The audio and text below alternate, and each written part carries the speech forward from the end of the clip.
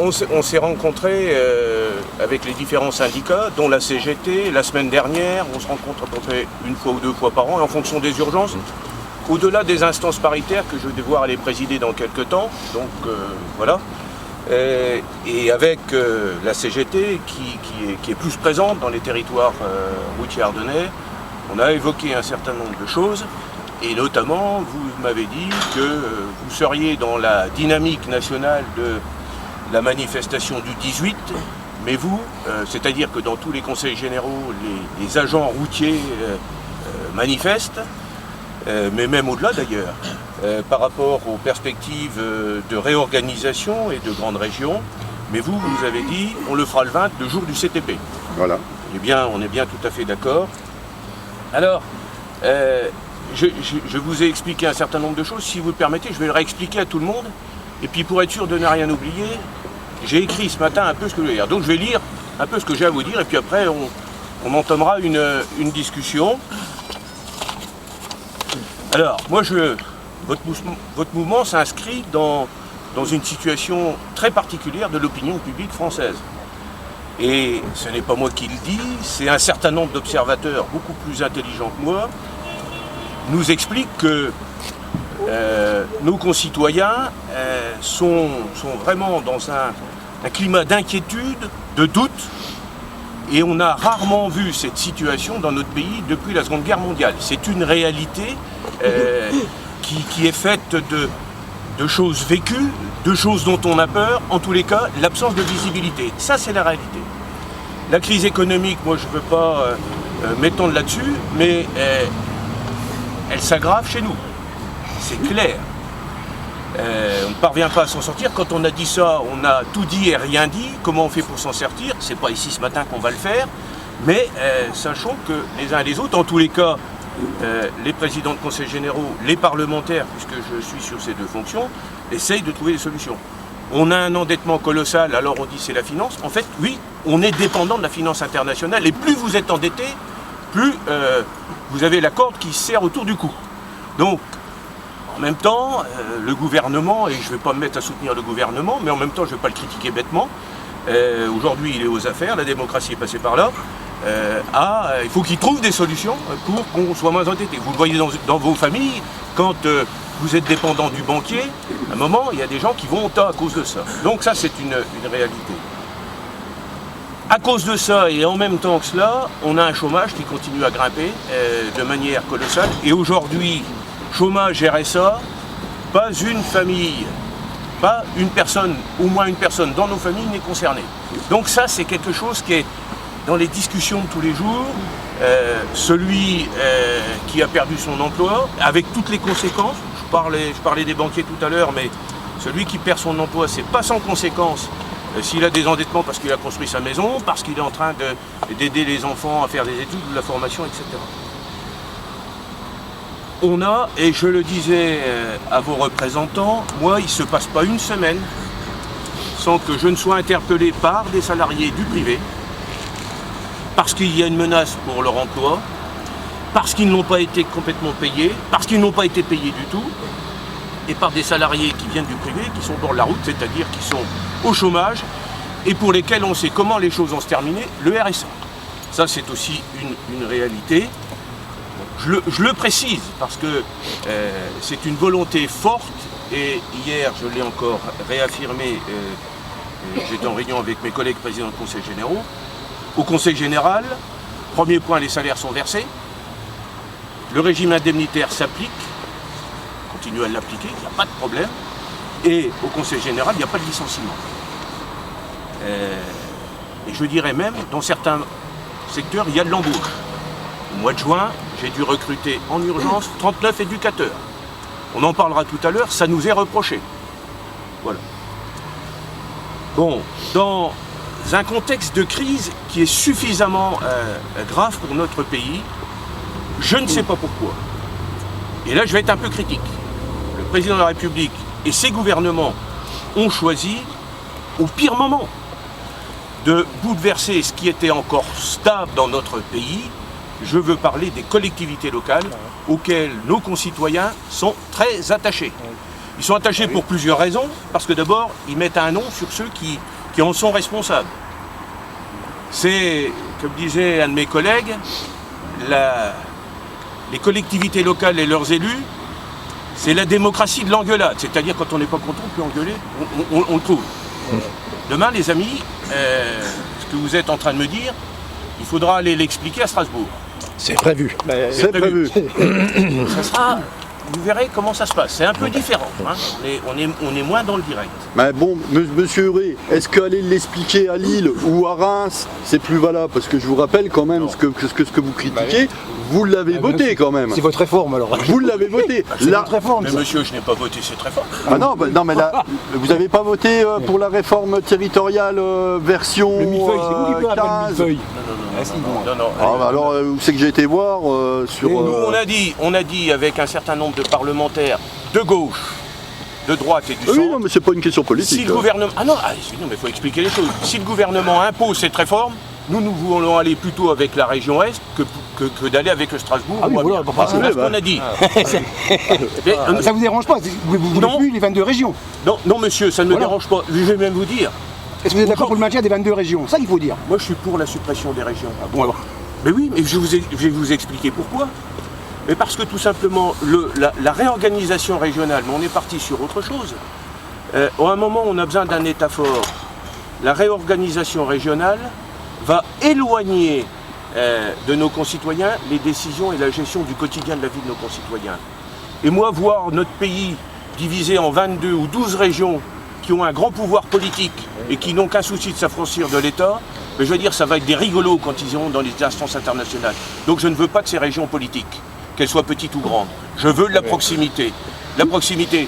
Et je ne veux pas, comme c'est ce qui est en train de se profiler, une opposition de 12 chefs de région, les féodaux du Moyen-Âge, on revient au Moyen-Âge. contre le président de la République. Et demain, quand on ira à Bruxelles défendre nos intérêts, on sera flanqué de 12 féodaux. Et moi, je vais vous dire en plus, je critique l'État, mais en même temps, l'État, c'est nous. Le partage des richesses entre les territoires riches et les territoires pauvres, si ça ne passe pas par l'État et fait un peu de manière autoritaire, comme c'est fait depuis, même si on gueule parce que c'est pas assez, comme c'est fait jusqu'ici, moi, j'y crois plus que la solidarité entre les régions riches et les régions pauvres. Boileau, ça. On n'en aura jamais. Donc, moi, je vais vous dire une chose, monsieur Huré, aujourd'hui, ce qui se passe, c'est que ce qui se passe aujourd'hui sur le département des Ardennes ne vous ressemble pas. Moi, je vous le dis franchement. Les façons dont c'est fait, la façon dont c'est amené ne vous ressemble pas. On va venir. Et c'est ce qui nous inquiète surtout. Alors, je pars. Maintenant, l'État, il a une volonté et les experts et les technocrates parisiens qui conseillent et qui écoutent trop le gouvernement actuel, je peux le dire, c'est ça le problème. Cette réforme territoriale, nous voulions d'abord parler des compétences avant de parler des périphéries. Nous voulons le maintien des conseils généraux. Le Sénat, dans sa grande majorité, gauche-droite confondue, peut-être pas les Verts, mais tout le reste, a voté contre. Le Sénat représente les collectivités territoriales. Qu'a dit le Premier ministre? Nous passerons outre parce que la Constitution nous permet de passer outre. Après, il essaye de revenir discuter un peu parce que c'est quand même un peu grotesque. Mais au-delà de ces volontés législatives, le gouvernement a un autre moyen qu'il a mis en place. C'est la stratégie de la dévitalisation, a dit le ministre Vallini, c'est tout simplement de l'étouffement. Réduit les dotations aux collectivités, toutes les collectivités, dont le Conseil général. Mais pour le Conseil général, c'est pire. Non seulement les conseils généraux payent les allocations de solidarité dans les moments de crise, elles vont en augmentant, et le gouvernement choisit de rembourser de moins en moins aux départements qui ont payé pour le compte de la nation. Et c'est ça ce que j'appelle la dévitalisation et ce que j'appelle aussi l'étouffement. Et ça, là-dessus, on ne peut pas être d'accord non plus, mais c'est pas sans conséquence. On peut gueuler, s'il n'y a plus le pognon, on est pris aux pattes. On était, là, il y a 15 jours, au congrès des présidents de conseils généraux à Pau.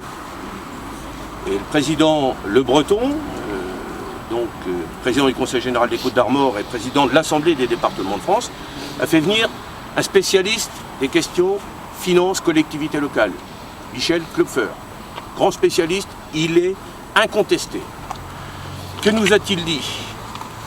Au rythme où l'État réduit ses remboursements aux départements. Alors ça a commencé déjà hier, hein. Et ça s'est sérieusement empiré, ça a doublé depuis un an. Donc c'est quelque chose. Et quand je dis ça a doublé, on part de 22 millions à 40 millions d'euros. Hein. Ayez bien les ordres de grandeur. Parce qu'on dit, ben, vous n'avez qu'à augmenter les impôts, on nous dit. Quand on augmente de 1% les impôts, on va chercher 420 000 euros. Quand vous êtes à 22 ou 27 millions d'euros qui manquent, vous ne pouvez pas imaginer augmenter les impôts. Et en plus, les impôts que nous, on va chercher, c'est pas sur le revenu, hein, c'est sur toutes les familles. Donc on ne veut pas y toucher. Voilà. Et de toute façon, ça ne servira à rien, on n'y arriverait pas. Qu'est-ce qu'il nous a expliqué? La solvabilité de 85 départements. Il a fait des projections, dont le nôtre sera... Les 85 départements seront en état d'insolvabilité à partir d'octobre 2017. Et pour les autres, ça sera avant 2020. Donc voilà cette réalité. On est là, fait aux pattes. Donc, moi, ce que je vous dis aussi, soyez bien conscients et discutez aussi entre vous, parce que j'ai l'impression que l'opinion publique ne comprend pas très bien ce qui se passe. Bon, on supprime les conseils généraux, après tout, pourquoi pas. Justement, on est là pour ça. On est là pour ça. Et vous avez la technocratie très influente auprès du gouvernement qui fait passer des messages. Vous avez des messages par le voie des médias qui, eux, ils communiquent beaucoup. Nous, on n'arrive pas très bien à communiquer. On ne sait pas faire parce qu'on a les mains dans le cambouis, on est dans le boulot en permanent, la tête sur le guidon. Et puis vous avez, mais c'est une stratégie, vous avez toujours quelque chose pour relancer le débat. Il y a eu, à la fin de l'été, le rapport de la Cour des comptes. La Cour des comptes, voilà, c'est l'instance officielle de l'État où tout le monde se réfère. C'est ceux qui observent la façon dont les choses sont gérées et comment la dépense publique est gérée. Que nous dit le rapport de la Cour des comptes? Mais vous l'avez tous, hein, ou en tous les cas vous pouvez le porter à connaissance. Les conseils généraux comme les collectivités locales ont trop embauché. Ah oui, oui, on a embauché, oui. Ben oui, parce que quand on passe de 6 000 RSA à 10 000 RSA, si on veut faire un peu plus que de leur verser une allocation, les suivre, il faut bien embaucher. Il faut du suivi. Quand on vous confie 30% d'enfants en plus parce qu'ils sont en difficulté chez eux, il faut bien embaucher des éducateurs. C'est ce qu'on a fait au mois de juin, 39. Moi j'en ai embauché 39. Et si je ne les embauchais pas parce que disant, je n'ai pas le pognon, je ne peux pas faire, et puis je ne suis pas d'accord avec... voilà.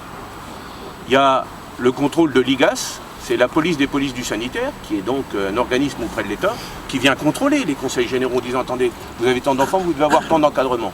Donc moi je veux bien qu'on nous reproche d'embaucher, mais en même temps, voilà la réalité des choses. Le deuxième point, les conseils généraux payent trop cher leurs agents. Ah, c'est ce que dit le rapport de la Cour des comptes. Que je sache, c'est bloqué depuis c'est pas le président du conseil général qui, tous les 2 janvier, discute avec chacun des agents pour dire cette année, c'est ça qu'on ne vous mettrait pas. Donc, on est dans des choses qui s'appliquent, et si jamais on ne les appliquait pas, le contrôle de légalité nous dirait, monsieur le président, et puis je vous fais confiance, vous nous emmèneriez devant les tribunaux pour dire, vous payez ce qu'on doit. On vous a jamais reproché le gel du point de l'indice, on sait bien que ce n'est pas vous. Eh ben oui, mais c'est sinon ça fait déjà longtemps qu'on serait venu là. Non, monsieur Mazur, ça veut dire que dans l'opinion publique, ces choses-là. Et puis je dirais, le coup de grâce, hein, alors dans ce rapport de la Cour des comptes, le régime indemnitaire de la fonction publique territoriale est scandaleusement avantageux par rapport à la fonction publique hospitalière, fonction publique d'État. Non mais attendez, vous l'entendez. Alors c'est ce que je vous ai dit, discutez aussi avec vos collègues. Pourquoi on a aussi adapté le régime de la fonction publique territoriale, régime indemnitaire? Mais parce qu'on nous a brutalement confié des compétences et qu'il fallait quand même qu'on trouve des agents pour les mettre en œuvre. Bon, et ça a été fait dans le cadre de négociations, ça a été validé par l'État et tout d'un coup aujourd'hui on nous le reproche. Et vous venez d'avoir, dans le cadre de la loi de finances à l'Assemblée nationale, le rapport du député PS Alain Tournet, qui lui, je dirais, enfonce le clou. Je cite, « Les collectivités territoriales et conseils généraux doivent s'attaquer aux effectifs, aux rémunérations. » Voilà le contexte dans lequel on est. Alors, nos marges de manœuvre, derrière, financement, c'est pas de problème. Ça s'étouffe, il n'y a pas de problème. Ou ça se dévitalise. Mais là, en même temps, on est dans cette affaire-là. Voilà ce que je veux vous dire. Cette réforme, je suis contre. Pas pour la défense du Conseil général, mais si, parce que j'ai la conviction, dans ce contexte de mondialisation, qu'on le veuille ou non, on n'échappe pas. Nos concitoyens, plus que jamais, ont besoin, pour le quotidien de leur vie, d'une réponse en proximité. Et la proximité, c'est le préfet dans les départements, avec des vrais pouvoirs, il faut lui rendre un certain nombre de pouvoirs qui sont partis en région ou dans les agences. Et l'Assemblée d'élus du Conseil général, auprès de qui nos concitoyens régulièrement peuvent demander des comptes. Voilà, ça c'est la proximité. Après la grande stratégie, comment on défend les grandes implantations d'Alstom ou je ne sais où, ça se fait à Paris, à Bruxelles, ça c'est une autre affaire. Et donc je suis contre cette réforme territoriale, c'est le premier point. Mais le deuxième point, celui qui commande doit payer, nous dit-on toujours. Aujourd'hui, l'État nous commande de verser des allocations de solidarité, et c'est une bonne chose. Parce que la vieillesse, je souhaite à tous qu'on soit concernés. Et que depuis 2004 que les choses se mettent en œuvre, c'est quand même bien d'avoir l'APA. C'est bien pour la personne aidée, et c'est bien pour les emplois qui sont créés, les emplois de service à la personne. Oui. C'est autant de chômeurs qu'on aurait, et c'est des gens qui travaillent, qui sont dans les territoires. Donc regardons ces allocations-là. Pareil pour les personnes handicapées. Handicapés, on peut tous le devenir du jour au lendemain, un accident de bagnole, un accident cardiovasculaire, et on est au tapis. Et ça, c'est des drames. Donc c'est bien que la solidarité s'explique. Et en même temps, cette solidarité elle doit s'expliquer et s'exprimer partout. Là, aujourd'hui, compte tenu du fait que le gouvernement nous rembourse de moins en moins, plus vous êtes impacté, plus vous avez de personnes âgées, plus vous avez de chômeurs, de RSA, moins bien vous êtes aidé. C'est un non-sens, mais c'est une réalité. Alors moi, aujourd'hui, je suis face à ces affaires-là. Et je suis face à une équation budgétaire intenable. Je veux résister. Et en même temps, j'ai envie de dire, aidez-nous à vous aider. Parce que 37 conseils généraux, on peut moi je dirais le contraire, aidez-nous à vous aider. Parce que c'est ça qu'on vous dit depuis des années. C'est ça qu'on vous dit depuis des années. Les conseillers généraux, on peut les passer à la trappe. Tous les agents que vous êtes,